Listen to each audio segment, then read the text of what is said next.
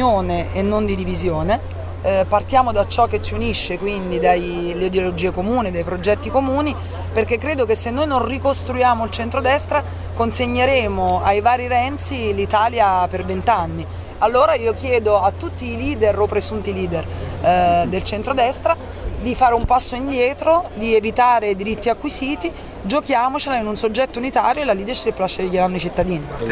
Il centrodestra siciliano lo decidono i siciliani. Io vengo da ospite che un po' si sente siciliana perché io mi sento cittadina del sud a prescindere.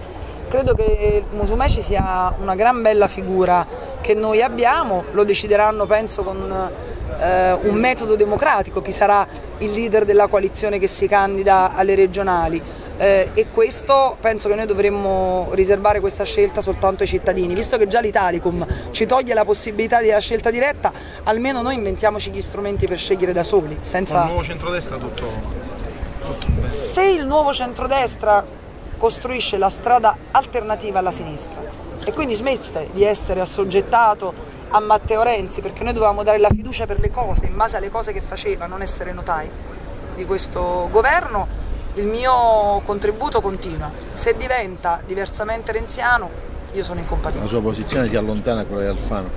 Si allontana se Alfano decide di prendere un'etichetta di sinistra, se Alfano vuole ricostruire il centrodestra e fare il grande popolo dei moderati, dei repubblicani, la nostra strada è lunga e sarà insieme. Se lui diventa di sinistra, in bocca al lupo. Grazie.